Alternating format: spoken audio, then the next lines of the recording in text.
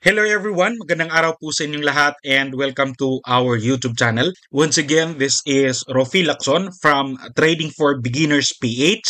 And for today's video mga kaibigan, pag-usapan po natin itong XNES Trading Tutorial for Beginners. As our title says, this video is specifically created sa mga baguhang traders na naghahanap ng detailed discussion about XNES Trading Broker. I assume na meron ka ng awareness about XNES at naghahanap ka ngayon ng practical guide paano makapagsimulang mag-trade sa broker na to. Kaya on this video discussion, una po nating pag-uusapan ay ang account opening or kung paano makapagbukas ng trading account with this broker.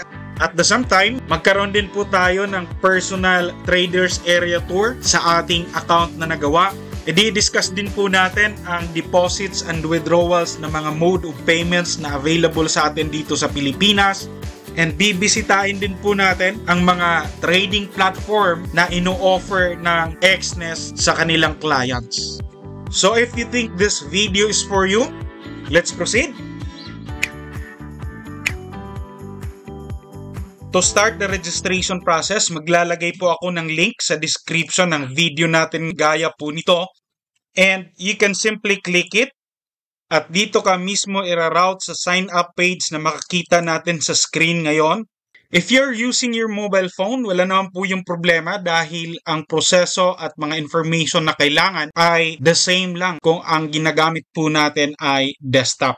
Now, if you're going to scroll down, makikita natin dito na meron ding option na pwede natin gamitin ang ating Google account in order to proceed ng kabuuang registration or pag-create ng trading account. But for the sake of this video tutorial, ang gagawin po natin is i-fill in ang step-by-step process na nasa pinaka-main part ng ating screen. So start na po tayong mag-sign up. At ang unang hihingin sa atin, of course, ay ang country of residence.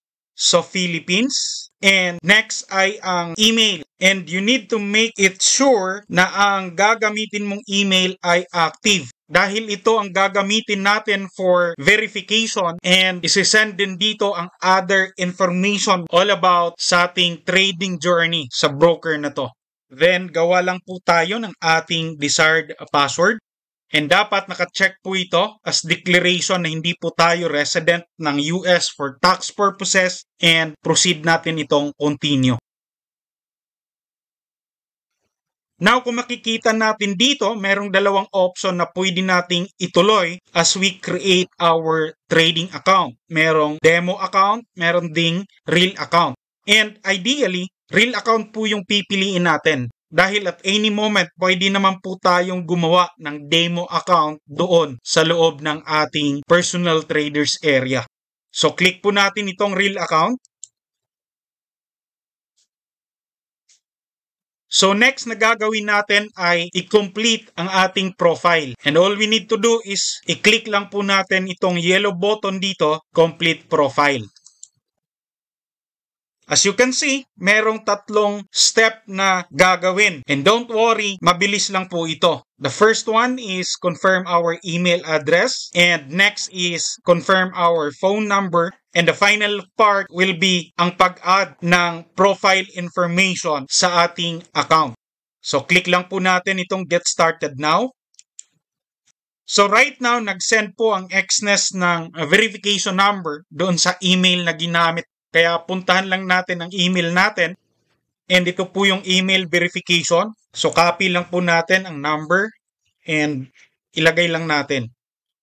Then next, confirm lang po natin ang ating phone number. Input lang po natin ang ating active contact number.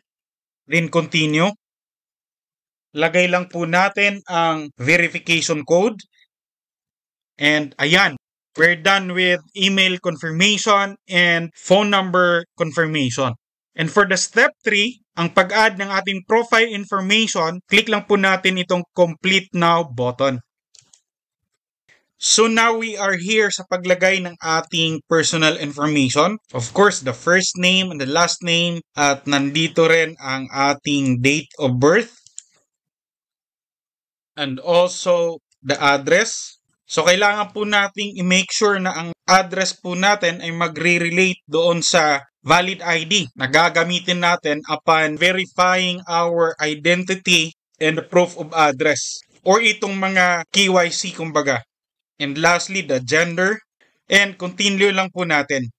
Ngayon, may tanong dito, what is the purpose of opening your account? Una, investment. Usually, ito ay pag may balak kang mag-invest sa Exness Social Trading or the copy trading. Ito yung pwede mong piliin. And hedging, another investment opportunities pa din. And lastly, itong speculation or ang pag-speculate sa price movement ng currency pairs or any CFDs. So for me, ito yung pipiliin ko.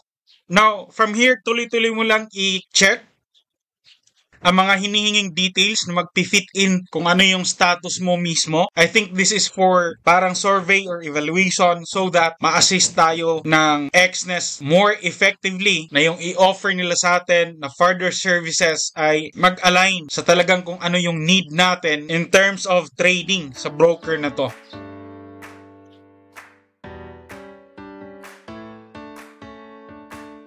So, wag ka lang ma-confuse about this. Wala naman pong tama, walang mali na kasagutan dito. You just need to input ng mga tingin mo mas mag-fit sa kung anong status meron ka.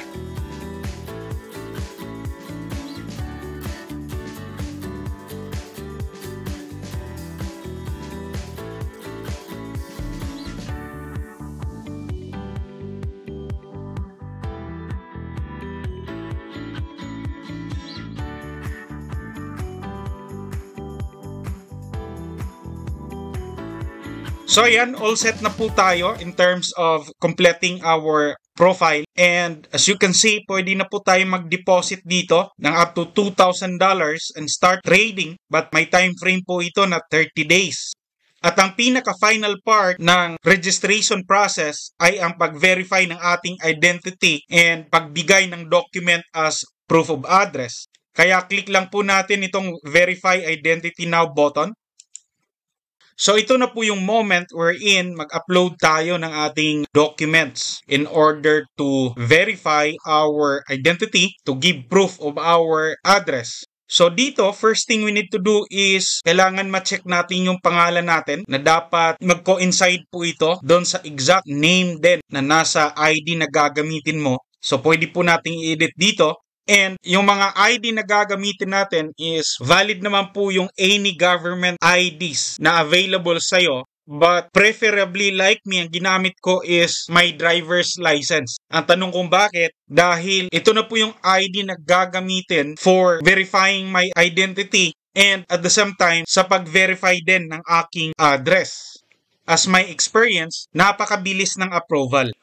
Kung ready ka na mag-upload ng yung documents, click mo lang itong Upload Documents button.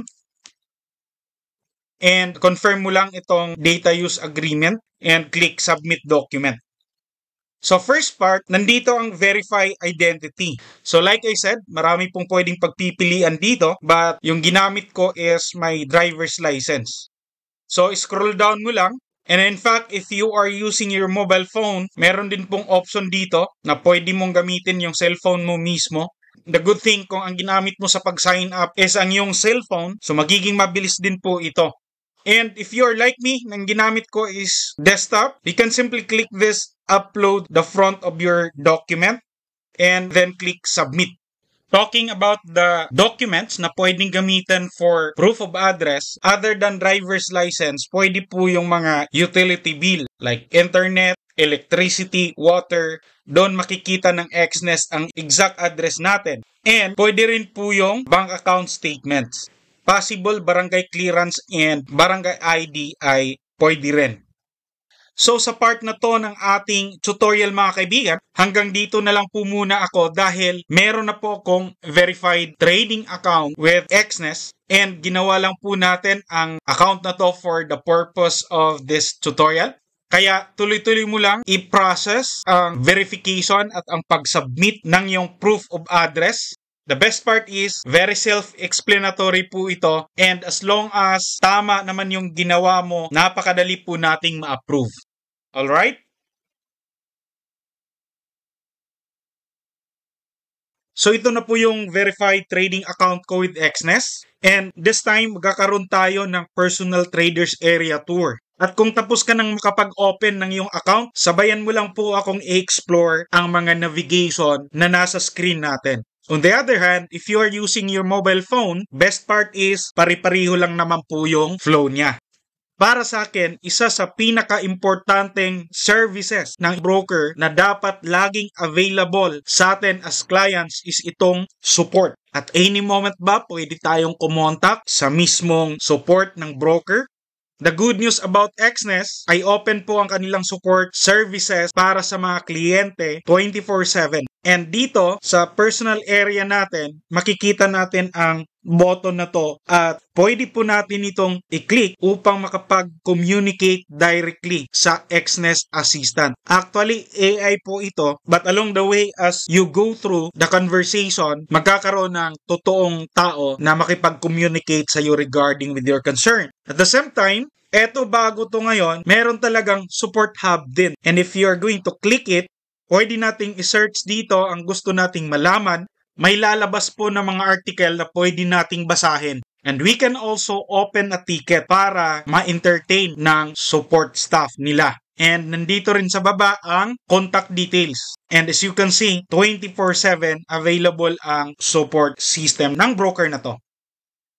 Ang kagandahan sa Exness mga kaibigan, as you can see, ay user-friendly ang personal traders area interface. At kung i-explore natin ang mga navigation na gusto nating puntahan, nandito lamang sa left side ang mga tabs.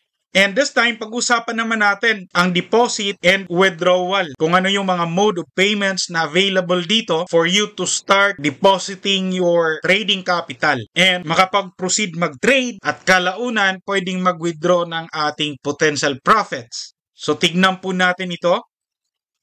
So, ito po yung mga deposit payment methods na available with Exness. Of course, nandito ang bank card, Binance Pay, nandito rin ang Bitcoin, and cash over the counter. At ang somehow controversial but most commonly used e-wallet dito sa atin sa Pilipinas, ang GCash.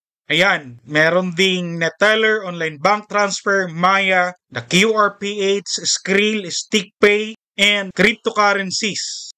Ayan, and kadalasan, yung minimum deposit lang ay $10. And as per experience ko mga kaibigan, mabilis at walang sablay ang deposit transaction na gagawin natin dito.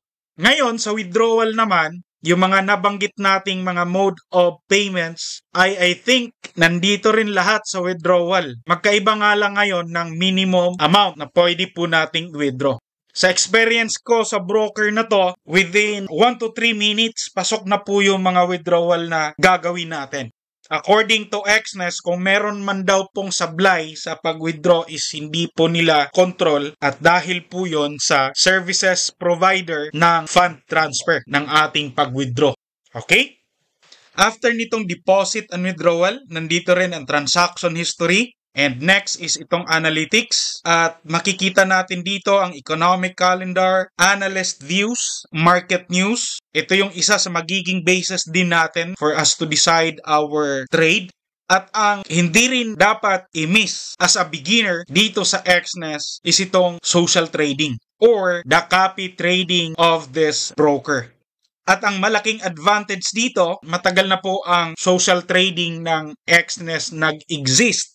The more na matagal na yung platform, mas maa-identify natin ang mga performer na strategy providers upang mas makapagpili tayo ng maganda at profitable na strategy ikokopya. So ako mismo, nagtitrade din po ako dito. At sa ngayon, nag-invest po ako ng $50 lang muna dahil may sinubukan po akong bagong strategy. So you can simply explore this social trading platform ng Exness and just don't forget to subscribe to our channel dahil magkakaroon po tayo ng separate detailed video tutorial kung paano mag-copy trade dito step by step. Alright? Nandito rin ang performance tab, a summary of everything as to performance ng ating pagtitrade. And of course, nandito rin ang settings. Everything about our trading profile and account, dito natin ma-set yun.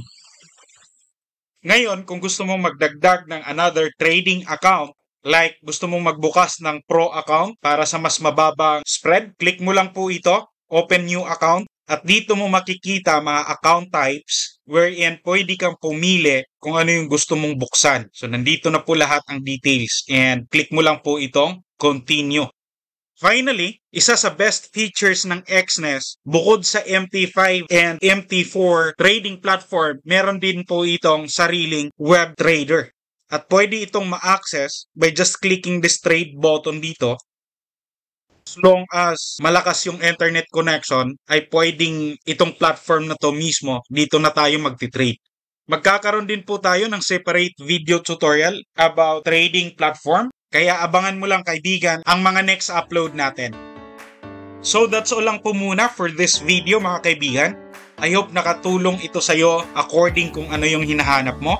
At kung hanggang ngayon hindi ka pa nakapagbukas ng trading account with Exness, again, merong link sa description ng ating video or sa comment section na pwede mong i-click at doon ka makapagsimulang mag-sign up. Thank you for watching and don't forget to subscribe to our channel and good luck with your trading journey.